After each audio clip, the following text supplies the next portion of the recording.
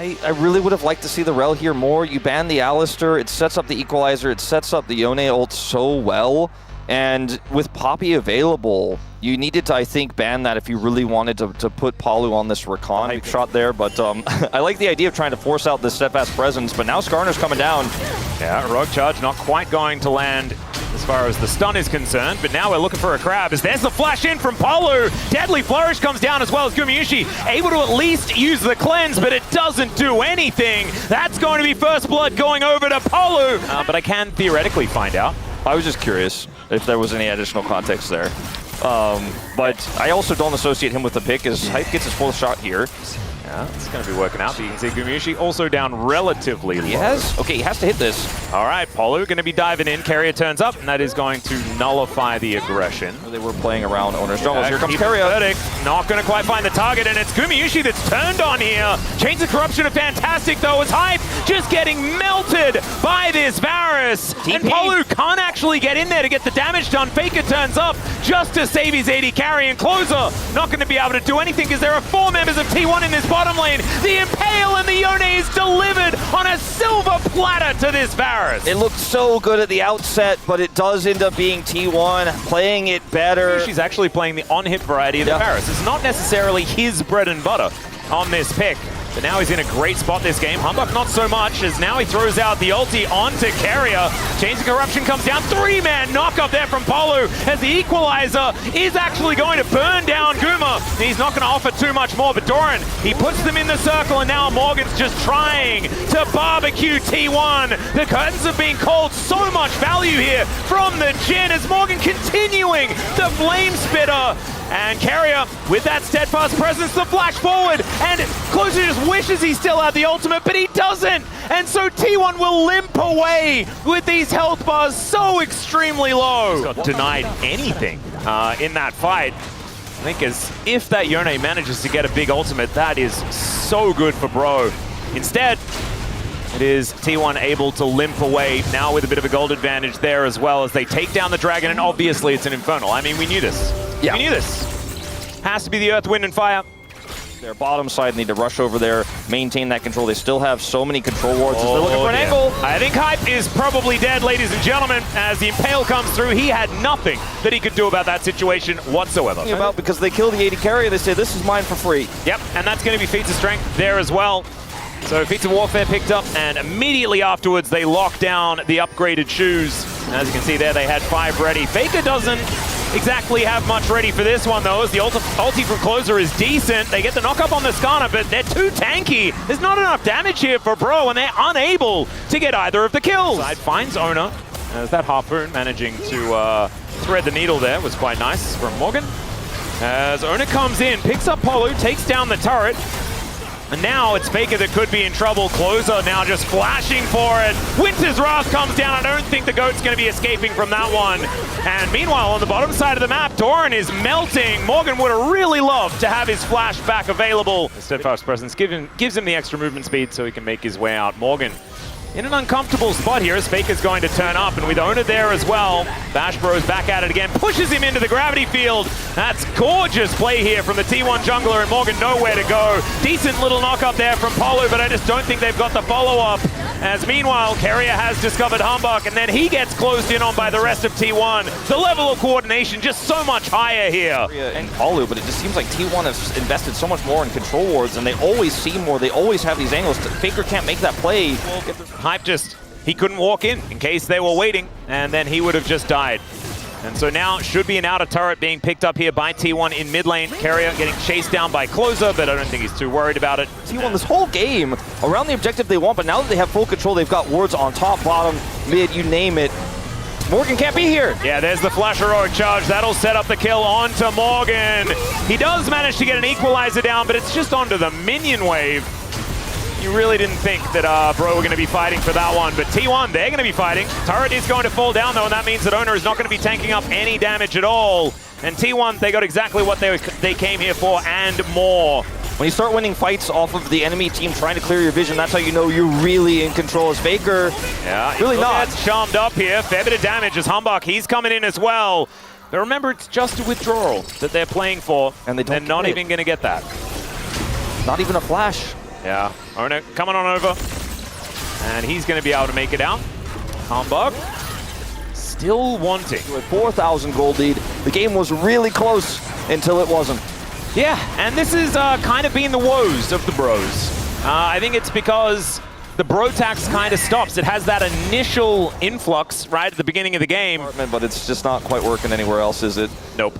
Not quite at all. As Gumiushi, most gold in the game. Closer is relatively close. We'll be able to get some money here from this turret going down as well. Practically. Yep, that's definitely the T1 way, as Glacial Prison is just thrown out for fun, but they avoid the ultimate from Carrier. Doran throws his down, though. Equalizer is decent, as Doran is just dancing around the front of the fight, but still it's going okay here for Bro. The curtains have been called, and Gumiushi is taking a lot of damage. Faker tanking up a lot of these bullets as well, as Morgan finally gets a kill in this fight. They will trade it for 2, though, as now Carrier going down low, and Closer is starting to pop off. The flash forward gets the knock-up, and Faker avoids the ulti, but Doran's completely out of mana. Still, it has to be a pop-back of this Yone, and T1 somehow managing to walk away, as Hype kind of wishing he didn't have to reload the entire time, and Doran just murders him. Okay, Faker will finally go down there, I think to a red buff, but gap there, they just had to leave, and that's no kills really going over to T1, but it is going to guarantee their second Infernal Dragon and Infernal Soul point here, so in terms of what they got from it, it's definitely a success at the end of the day, even though it didn't look like it was one in the kill feed. It looked like Bro had the great escape. This choke point, Carrier is rotating over. Yeah, there's a potential window, but I think this is going to be a 50-50, and honestly, Ona is pretty good. Never mind, this is going down so low, it is just stolen. Highway robbery here by the Bros. If you don't pay your taxes, they're just going to steal it. There you go. They're going to get the empowered recalls here and get out for free. Only the one that you want to get caught out because he has so much mobility is Humbug. Finds the ulti onto Doran. There's the equalizer as well in the choke point. Still, Doran's able to do it, and in goes Ona once again. Somehow Polu finds everyone. Humbug stays alive, but the Rakan instantly murdered. Pressure this top inner.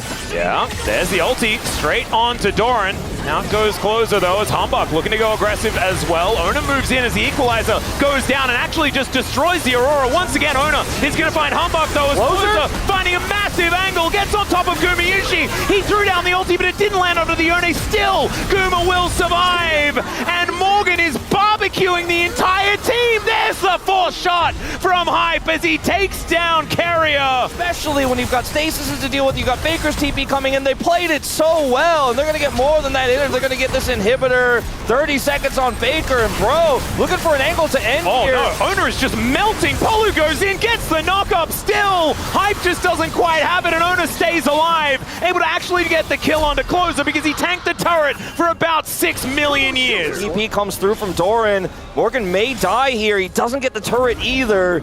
Yeah, Morgan is going to come in. There's the flash out from Morgan, but Doran still going to be able to find him. Slows him down momentarily here, but the harpoons land pretty well. Still Carrier walks so extraordinarily fast. Finally, that scrap shield does come in, and Doran just blows him up. The equalizer is going to be able to get some popcorn chicken, so I guess there's that. For this dragon, the important thing is that Faker doesn't have teleport, and he's the one dealing with that top wave right now, so Kuma has to go back. He has to go back to full health, and someone is still going to have to deal with that top wave. Now, this is still just the second dragon here for Bro, so it's not a massive win, but it is a denial of soul here for T1, and it was such a decisive call from Bro. You can feel it. Wants to equalize T1 as they're making their way in. Keeper's verdict is going to get them off the Baron, and now T1, they're going to say thanks for the leash. Equalizer finally going to go down as there's a Chains of Corruption. Everything coming out here. Humbug lands a decent ulti, but Carrier's already dead. Still, it's T1 that take down the Baron. Can they keep themselves alive, though? That's the big question. Hype is just trying to walk it off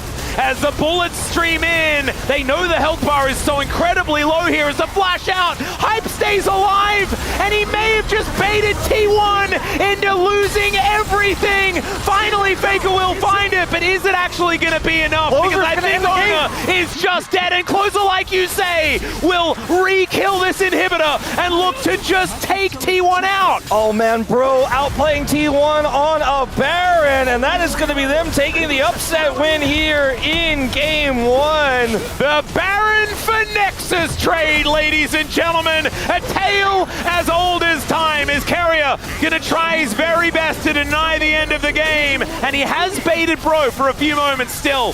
That's gonna be enough damage. Morgan and Closer get it done, and the Bros strike first. I do think the draft here for T1 is very short range. It is very difficult to win from behind. It's very difficult to set up on objectives from behind. Many times. And Cocoon, that's what you were talking about. Find hype with it. Not a lot of follow-up there, as we could see. Fortunately not at level 1. Yeah. That's all right, Polu just going to crash in. Level 2 gained by both teams, but Gumayusi going to have to cleanse off the Ignite, the flash forward, and they are gunning for him. There it goes. Carrier likely to be able to take down Hype here. Let's see whether they can actually get it done, and he does. Is a Shattering Strike going to be available? The answer is no. So a 1-for-1, both AD carries dead. Walked away and used your range, but they get the flash out of Carrier just the same. As Doran gets a solo. Yeah, Doran's just going to solo kill the Ambessa. So we'll watch how this did transpire as Morgan goes into the queue. Misses a bunch of buttons, and then Doran 1-2 stacks. Boom. Yeah, that was the kind of redemption level you're looking for from Doran on this Gwen pick. Circling. But so is Carrier. This control ward going to be very important as he's able to at least front flip away. Still has his unstoppable, or untargetable rather, if he wants to all in for it. For the 50-50, I don't advise it though. Yeah, you can see Doran actually going to try and snip him. And we'll take a fair bit of damage here as Morgan on vision right now. We'll be able to clear that one out, but still the rest of T1 able to move themselves back. And okay, never mind. Goes inside the mist here as now some needlework comes out. Morgan still trying to dance around this one. Does avoid a fair bit. And now the public execution going to come in. Doran could be in trouble. The crash down is beautiful, but still, Owner is going to turn up in the nick of time. And Polo is also going to bite the dust. Let's just stop trying to fight in this lane, guys. Okay. Owner and crew are grouped up on these grubs. And with the Dragon already secured here for T1, you know, Bro don't get a cross-map opportunity. And I think they learned last time from trying to punish champions this year.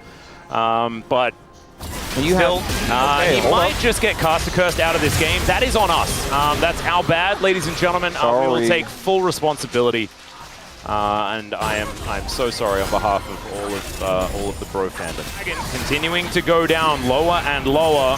Humbug wanting to get in there, try and challenge his Hype now, getting himself set up as now Closers come on over. They're not going to find the Dragon. Owner as well is going to get caught up in that Magna Storm, but Polo is now by himself. Faker looking to come over and try to assist as Closer is in trouble. Chain's going to connect, and it's a double just out of nowhere here for the Pantheon. Hype having to flash, and T1 just winning everywhere. Bypassed the two carries that were sort of just chilling. So that could have been an option instead. I mean, T1, hindsight is 2020. Sure, T1 now have like all of the objectives. Yes. 6 Grubs, 2 Dragons for Mountain Soul, which Gwen and Pantheon are going to love. Even Silas is going to be pretty happy about that. But on top of that, they also have 8 kills. Like, it is a massive lead. Morgan a Closer. Yes. Or won the 1v1 game.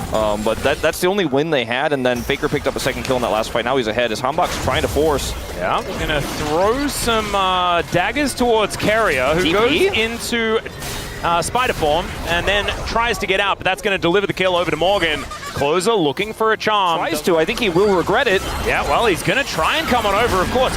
Gwen is immune sometimes, and Owner is just able to turn up at a moment's notice, still taking a lot of damage as Morgan trying to utilize that mobility to get himself out of there. The rest of T1 have moved over. The public execution going to be used as the 1v1 will be lost by Morgan because Owner is extraordinarily strong here. And I like that T1 just left Owner for the 1v1. They were like, you got this, bro. And he's like, yes, I absolutely do. Well, it looked like it was going so well for Bro. But Owner, once again, just has that ultimate, can join. Faker still had his TP.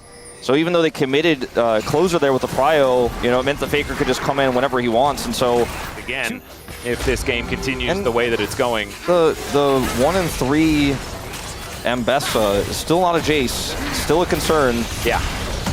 Yeah, this is the thing that keeps coming back to bite us. Now 1 versus 2, and Doran is pushing both of them away. Getting a flash. My God. Okay, fully stacks up that Q once again as the rest of the Bros are coming on over. Carrier not able to walk through the enemy jungle with it. At least this time Morgan doesn't die, but it is still going about the same direction. As public execution going to be avoided there, as now Doran gets into the mist, but so does Humbug, and the rest of T1 are going to show up. Here's the Grand Starfall, as well as Ona is wanting to pick his poison. Choose who is going to be dying first. It will be the Neferi, his opposite number, as the chains connect, and Faker is just on cleanup duty. Down goes the turret in the mid lane. There's at least something there for hype, but Polo is likely to die. Chainlash not going to come out again, but the charm is going to miss. And Closer, unfortunately, unable to find anything as the teleport in from Doran. Carrier with the flash execute as Closer looks to try and answer that one.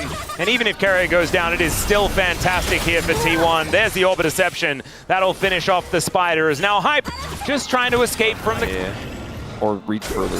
Oh dear. Fly further. Well, Humbug is going to go untargetable for a few moments. Morgan's rotating over, though, and Ona may have overstepped here just a little bit. Magnustorm going to be invested. Shattering Strike comes down. Morgan gets in there now as Humbug still wanting to try and offer some of his damage. As Ona does have Flash, does use it to get himself out, and that is going to separate Humbug from the rest of the players. Ona is just running them around the rift right now. The rest of T1 making their way in. The crashdown comes through, and Ona's going to go back in for the stun. Oh, they are so strong. The Pantheon will eventually go down, but now Faker turns up, and he has a public execution that he's picked up. Doesn't even need to use it. Man, Ona is so good at this game. He's really good, and he's really ahead. He's really high enough to kill this champion fast enough. And then Owner is just like, I'm over the wall, and now Hambach is separated. He has to use his defensive option, go over the wall again. Mountain Soul as well, Wolf. Yeah. This composition lacks a true tank, but they'll probably have one as Carrier is just going to deny any option of escape, and down goes Humbug as well. He was pretty targetable there, as we could see. With a Gwen with 6 scrubs, I think, bro, we're starting to think about their Game 3 draft. Whoa, Faker almost finds the public execution onto Hype there, as this inner turret is not long for the world. T1 looking a little bit angry. I mean, we might here be in this game too. Inhibitors here with the Gwen with 6 scrubs. You walk at the enemy, you charge at the enemy in this case, and this might be like the stacked waves that could start to threaten Nexus turrets. I mean, this is really huge here with all the Voidlings taking these out so fast. T1 may consider an end attempt. I mean, who's going to stop him? Who's going to stop him? So many Void Mites. That is absolutely absurd. So many doggos coming out of the fountain. But we're down 0-1 in this series. Yes, we're up a bajillion gold, but let's make sure that we do our due diligence here and win the game. Otacon on the last remaining lane that exists in defense here for the bros. When they have super minions in the base, they can start to actually push to end if, you know, bro defend poorly. Yep. And Doran is going to go a little bit far forward and will probably die. There he goes. That's a kill going over to Morgan. Still, the answer was almost there. Faker with the public execution. But I think the thought process there is that if they spend everything on me, maybe we can follow up. Speaking of following up. Yeah, public execution going to be used here onto Humbug, who, goes untargetable, but unfortunately will still just die in the air. A little bit of a Chihuahua situation here in this one. Yeah. That's right. Carrier is going to answer that with a whole bunch of damage onto Hype, and Ona says, you are just dead, buddy. Is he going to land the spear? The answer's no. Was expecting the juke, and it did not come through. Still, maybe T1 will then instead decide to win the game. True Shot Barrage going to come on down as now Polo setting up the defense. TP for Doran. Yeah, Closer actually spirit rushing forward, but that is into the blender. Carrier goes golden. Somehow he's got an arm guard. It's kind of ridiculous. As Polo's flashing away, Carrier just going to follow him. Owner able to push them all the way towards the fountain. Public execution used here from Morgan. He's trying to just get them away from his base. As finally the Pantheon goes down, but so does the Ambessa. And T1 now find themselves in a 3 versus 3. Hijack used here onto the Spirit Rush. And Humbug, what goes up must come down. And now T1 going to finish off game 2. And it is going to go the distance here, bro versus T1. But game 2 was, I think, a very different story. Yeah, the dashes are really good at getting away from some of the other problem CCs here, but the Talia is going to be an issue. And also, when you dash away from Wukong's ultimate, he kind of just follows you and doesn't care and gets on top of you. And yeah, this guy's pretty good at the Viego. He's pretty good at a lot. Whoa, there's the flash in. We saw Chovy do this yesterday. It's a decent seismic shove, but the flash is already down on Closer. And Faker looking to try and get out of there, but Ona's just going to grab the kill. That is a lot of damage from the turret, but Humbug, I don't think he's quite going to be able to lock down this Viego. No. Still on this. They have full information. There is a control ward in the back of this pit. Now Humbug looking to make his way in. No flash, remember, as the Weaver's Wall comes down, as that is just a steal, and Ona is just going to get wiped out. I'm not sure about that one. Yeah, a little greedy as there. Now Doran's in trouble as well, the Maiden. Take these grubs before he hits 6. Yeah, so really nice deny there by T1. That was pretty pivotal to actually secure that Scuttle Crab. Yeah, really nicely done. From Guma, which means it's a free lane for Hype in the bottom side of the map. Keria? Going to connect here as Keria is going to find the flash, pushing closer over. He's just going to flash his way out there. It's a great Cyclone here from Humbug, but no Heartbreaker available because Ona is just dead, and now it's Keria's turn to fall down. The seismic shove is flash. Gumayusi takes down the Talir, and now he's on the offensive. Oh, the taunt not quite able to work there as Hype finds the Make It Rain, and Faker is now in the wrong spot. Even the Morning Mist to grab a bit of an assist for Morgan. Ah, that was an unintentional rhyme, but we love to see it. The Bros now just going to augment their Ocean Dragon with this Hex Tech. And the misfortune is, with that extra kill, not anywhere near as far behind as she was before. It's still about 20 CS, but you're right, as soon as that Cull Cash is in, it's going to mean absolutely nothing. Yeah, and... 3-3 in these grubs. Yeah, this is... And Wolf, that's feats of strength for Bro for the first time. Yep, they got it. Damage that you're going to have with this pick, and the oomph that you don't have with a pick like Azero. The Aphelios is over here. Morgan. The Ghoulie Wall is just going to block out Doran completely, and now Morgan just trying to turn the fight onto Ona. And the hook going to come down in the mid lane as well. We are fighting everywhere. The Weaver's Wall brings closer in as the culling going to be interrupted. Does nothing. Seismic shove pushes Guma back, but he's offering so much damage. Another double tap, and it was almost an anchor to the noggin, but instead the bullet takes him down. D+ in the past. That's why they have the nickname Kingslayer. Well, there's an almost point blank Weaver's Wall as the Seismic shove just going to push him over the rocks. And he does get a taunt. Faker able to flash his way out, but Polu turns up and just takes out the Gargoyle. For Bro. And remember, the Cole cashed in. It's a second kill for Hype. He picked up. He has the lead now as well, and Keria's in no man's land. Yeah, well, he's looking for an angle. Depth charge onto Gumayusi. His Ona now having to get out of this bullet time. He goes back in because the hook lands once again, and Polu just turns and takes down Ona. Now Gumayusi having to deal with Morgan, but the Ghoulie Wall traps him in. He has a dash and a flash. He's able to get himself out. The Morgan says, no, you are going down. The Ghoulies are gonna get him. Guma got ghoulied! Oh no, there's no worse way to go. Owner lost his flash, you know, trying to get out there, then decided to Heartbreaker back in because he's like, well, this is, I'm definitely going to die, but maybe I can get a kill. Doesn't get it, so now he's down. Flash, now he's down. Ult. Playing some Yard, because this guy, he made his career. We were talking about his time on Humble Life Esports, where they somehow made it to the top 8 at Worlds after being a 7th place team or something like that in the LCK. Of course, DRX then did it better, but this was the year before. But he was playing Camille, going like 0-3. He's 1-0-1 in this game, but going like 0-3 and then still winning the game. Done. I mean, they're going to get this turret here, and the Herald may not even necessarily need this charge for it, but they will use it just the same. I think they get a second, whichever way you slice it, as Doran's looking for a flank. Oh, this just in, by the way. If the Bros do win this, we will actually have a call set up with Dagon as a hook. Going to connect it. There's the double knock up, the double shove as well, and Oda cannot do anything at all. Look at the position here from Polu as he's not even going down on these front lines as Morgan gets into the thick of things. Faker is going to get taken out. Another shove is going to connect as the health bars are low, but the Bros don't care. Doran able to get out of there with Gumayusi, but the rest of them are on the floor, and it's only President Polu. But over the wall, Hype's able to follow up so brilliantly on this setup here for Humbug. Faker gets isolated, and it's just an easy cleanup, and Closer can follow up from so far away, and he says that's another dead cow. Closer's having, I mean, I'll say it one more time. I swear it's the last time. Risky for Guma to dash through to try to punish. Humbug going in, though. Yeah, speaking of dashing through, Doran is going to be the one engaged on another seismic shove, going to connect this time. Keria going to deliver a Gargoyle to this fight. No knockups to come in, though, and the bullet time doing a lot of work. Keria going to have to flash away. Humbug going to get knocked up, though. Now it could be the turnaround as Humbug going to get taken down. Gumayusi getting that kill is actually so huge as well, but he's now trapped in the Ghoulie Wall. And Ona looking for an opportunity. Seismic shove going to get Heartbreaker. And bro, they do lose their jungler. On Misfortune, there's not a whole lot of damage here. I mean, you don't have to go for this fight. Absolutely. Just back away, bro. There is absolutely no reason to toss this in. And that is going to be, in fact, bounty gold. Oh, back to come in from Faker. He's got teleport available. There's the flash pole as Polu now looking to lock down Owner. Hype moving on over, though. He's got a great position as Gumayushi with the culling, but they just take down the Viego, and Guma is below half health. Hype flashes for it. Guma's able to get out, but he's not doing any damage, and I say it and it's a lie. It's Morgan that takes him down, and now Doran and Faker against the world, and the world, ladies and gentlemen, is Bro! And they're just going to walk down mid and end it.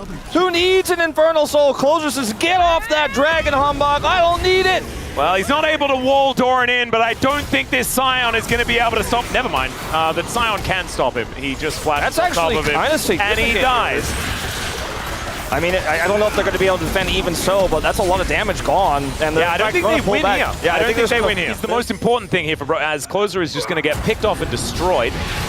That is called a Fnatic Rush, ladies and gentlemen. We've seen this one before.